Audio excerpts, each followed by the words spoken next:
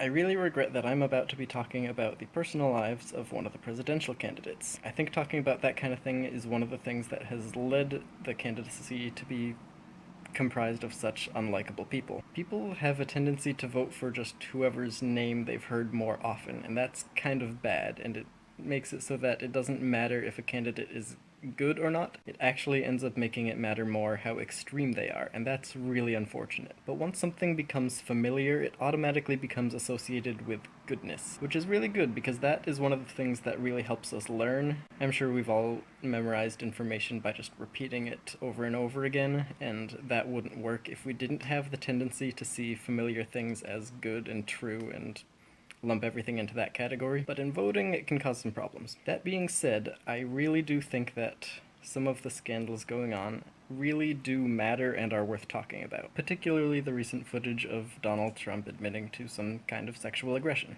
So people are very bad at believing two things that contradict each other, and when we're faced with two things that really seem true even though we know they contradict each other, it gives us a really bad feeling called cognitive dissonance. And the truths don't even have to be objective things. They can be completely subjective things, they can be complete opinions rather than facts, and they can be a mix between the two.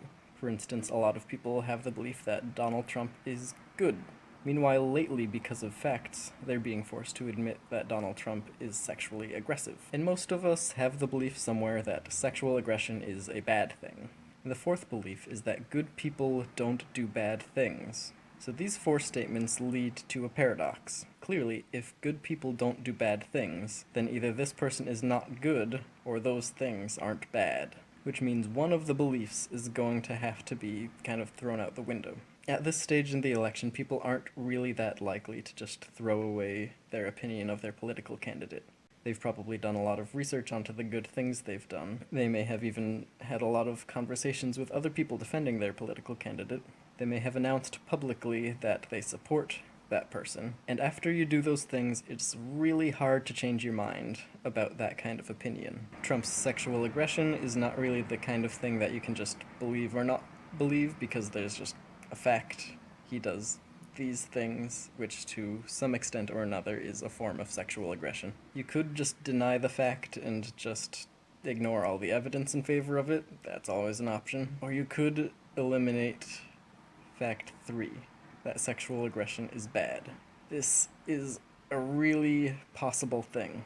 This is probably something that a lot of people are actually going to dismiss. And that's partly because it's really hard to dismiss the fourth belief, that good people can't do bad things. But that is definitely unquestionably the one that's most important to dismiss. Like, it would be awesome to be able to just change your mind about a political candidate, but it's too late for a lot of people, and that's unfortunate. But the fourth belief is a really unfortunate thing to try to stick to. It can really make the world seem a lot simpler to just paint everything with a broad brush. But that's inevitably going to lead to a lot of problems, because everybody does good and bad things. Some people to an extreme extent. Like, if you just think that John Lennon is a good person because he's pro-peace and his music is good, then unless you admit that either good people can do bad things or there just aren't good or bad people, then you're going to think everything he does is good, and that includes smoking cigarettes. That's not great.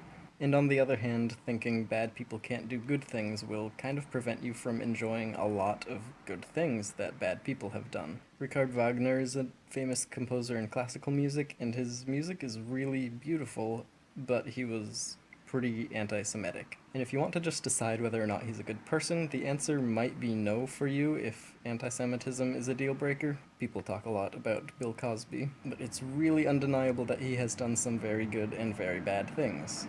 He was one of the more sexually aggressive people that has ever been publicized to the extent that he has, but he also donated a lot of money to charity, and a lot of people think that the art he produced, whether it be his comedy or his acting, are really worth looking at. And you don't have to not like his comedy or his acting. You can just admit that he is a person.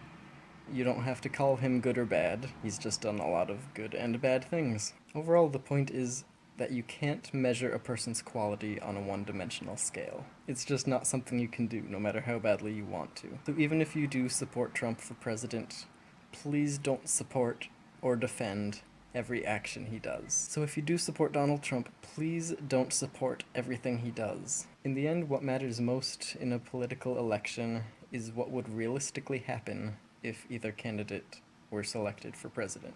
And if you think that the realistic result of Donald Trump's election are really what you want for the country, then that's your opinion. But I also know that no matter what, a lot of people are going to look at things one-dimensionally, so it would be really important for us to just not put somebody in office who's supposed to be a role model who people are going to use to rationalize similar decisions. Also, please look into what the presidential candidate's actual policies are, because those are really important, regardless of the criminal status of either of the candidates.